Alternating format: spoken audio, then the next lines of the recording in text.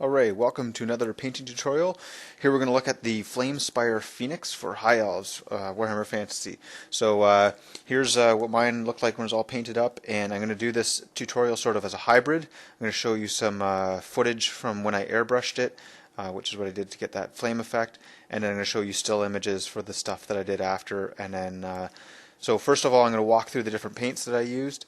And then once I'm done this, I'll switch over to the video for the airbrush and commentate that.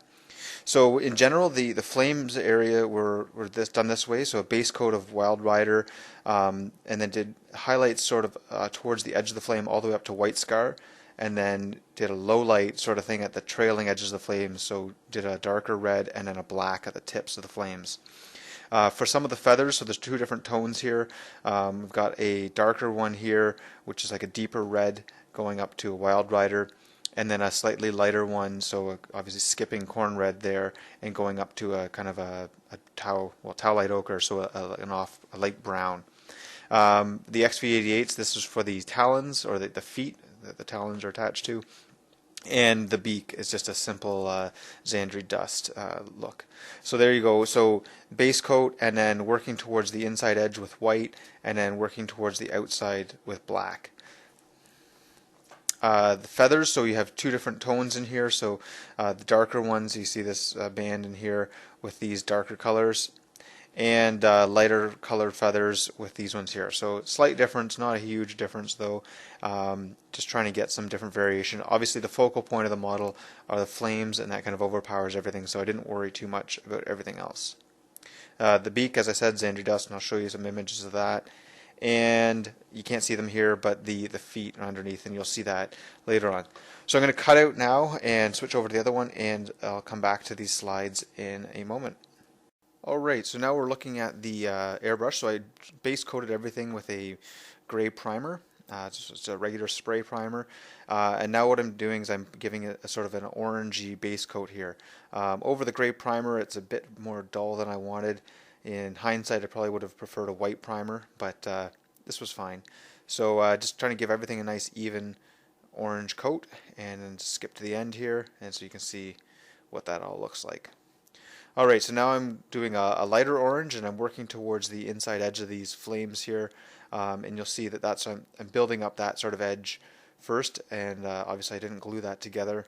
Really helps out, actually makes this whole thing possible. I really like how GW designed the model in that sense. It would have been nice if they did the same with the tail feathers, but I touched those up with just freehand painting after. Okay, so I'm just making sure I have a nice light yellow, kind of working toward it, well, light orange at this point, and then I'll be switching over to a yellow. You can see I'm not using GW paints. I have some Badger paints. These are just a regular paint, regular airbrush paint, so pre-watered down. And any airbrush paints would work, or Vallejo Model Air paints would probably be a good option. I don't happen to have those at the moment, but maybe someday I'll pick those up if I end up doing a lot more airbrushing.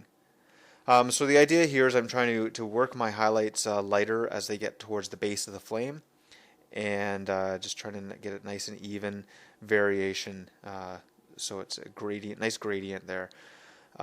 If you're doing this by hand, you could do some of the similar things with glazes, so watering down the paints and then putting it on in nice thin layers would be the best way to do that. You can use the Lantham medium to help thin it down, and the idea is you just want to make sure you don't have enough paint that it pools too much. You don't want it to be like a wash. You're just doing glazes. Okay, so now I'm getting even lighter here, working towards the very base of it, and trying to define a little bit of the areas there. I'm also trying to highlight up some of the feathers. I ended up painting over most of that freehand later, so wasn't quite sure exactly how I would do all the solid feathers on this guy. So yeah, some of the stuff I end up just painting right over. Although having the airbrush give a bit of different tones to things does help when you're painting on later, because you don't have to give it as much attention as you otherwise would, and it helps make things look a little less flat, because you have some built-in color variation as as you go through. And unless you paint on really thick layers of paint, that'll show through those layers as well. Okay, and doing that little bit at the back of the neck. I do have the rider magnetized, so I can swap that out should I want to do that later on. And so I haven't painted him up yet, but I will maybe in another tutorial. Maybe when I do some other Phoenix guard, which I have on my to-do list. Okay, so now I'm using some darker colors here to give the wings a bit more variation, shading things a bit. I'm trying to pick out some of the feathers, but I'm finding it just a bit too difficult to do freehand. And so that's why I decide somewhere along here that I'm going to paint those on just sort of in the traditional feather sort of a way, i.e. paint it a solid color and then paint the edges of it a lighter color. But right here I'm just trying to give it a little bit of a shade, and then I'm going to shade the tips of the flames as well.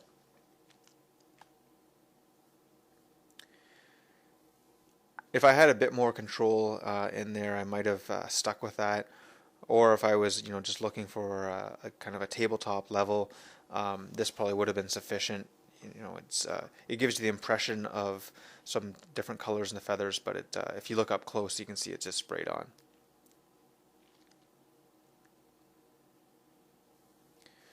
Alright, not sure how much longer this is going to go on in this clip.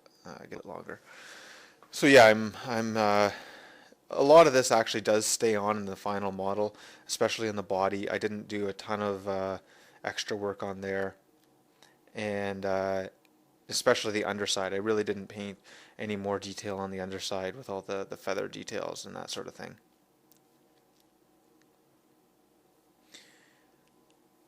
Another way to do this might have been a wash, but I find that the airbrush paints don't really take to washes very well.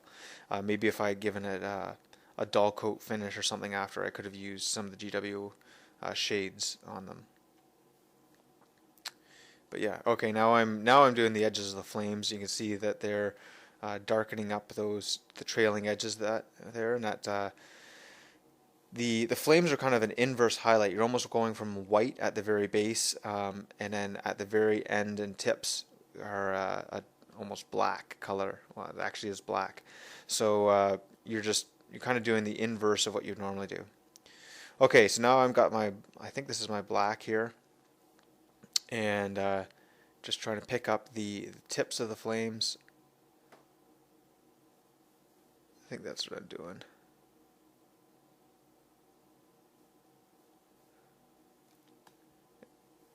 Oh, no, actually, sorry, that's my white. And actually, the white paint that I have was a really crappy paint. For some reason, it's kind of gone solid on me, and it was spattering and stuff, and so it was really frustrating after I'd done all this work to kind of have that happen. So if you look up close on the model, there is some spattering effect on it, which really wasn't what I was looking for, but what I ended up with. So I'm spraying, you can see I'm mostly spraying on the table there, and just getting the slightest bit on the model, and that helps with the variation.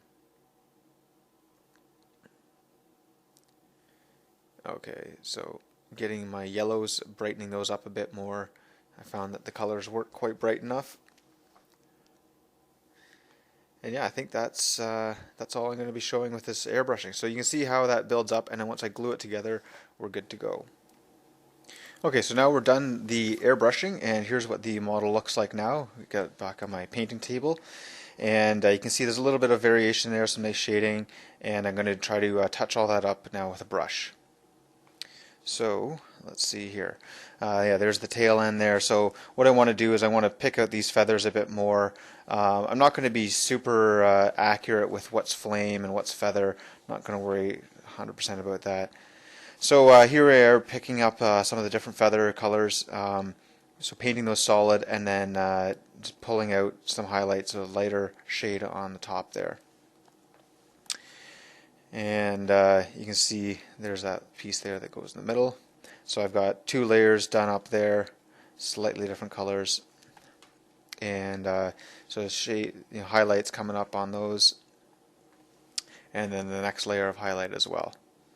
And doing the same thing here. So I didn't bother repainting the base coat here, just doing some edge highlighting there. So the idea is just that These two here were actually painted over solid, those two layers, and then the rest of them, all I did was just highlight the edges using the airbrush colors as my base coat. And that gives me a bit of the tonal variation in things as well. Okay, highlighting up the beak. And now I've glued everything together, so I super glued that because my plastic glue won't stick anymore. And you can see I've got the nice white edge right along there. Technically speaking, those feathers at the tip there should have been painted feather colors with those, kind of embers coming off them, but I didn't worry about that. Like I said, it's not really a thing of accuracy anyways, so it doesn't really matter. So yeah, my feathers here, there's not a ton of highlighting going on, but I think it's enough that it really makes the model a little bit nicer than just straight airbrushing of those. So there we are, all glued together, and yeah, I really like the way that all fits and that really sharp edge. I think that's really what makes this model really cool. Okay, painting up the base, so just regular stone colors there, some texture on the bottom with like a scorched earth sort of a color. Dry brushing that up a bit, doing a bit of highlights on the stonework and some static grass and tufts, just to bring it all around. And that's it. Painted my flying stem black, just had some issues with that, so it's just solid. And there we go, nice angle there of the model. Again, you could do some of the same effect with freehanding. It's just going to take a lot longer to do the blending. It didn't take a ton of time to do the airbrushing there, so much faster and a really cool effect. It's not always that you can, not very often in your army that you get to kind of show this sort of thing off, but definitely a nice centerpiece for my High Elves. And once I paint up that guy, it'll be good. Now I just got to get one of these as a frost heart and do something similar with the flaming, well, I guess the snowflake wings. Not sure how I would do that one to make it look as impressive as this guy, but I understand it's pretty good in the game. So anyways, I hope you liked this tutorial. I've got some other airbrushing ones for some ultramarine things coming up. If you have any requests, please let me know. I know airbrushing is popular and it's kind of hard to show in videos, but by all means, I'll try to show you what I know. Hope you enjoyed this, and check out my blog and my other videos. I hope you subscribe it and like to this. It helps share the word, and that helps pay the bills. See you next time.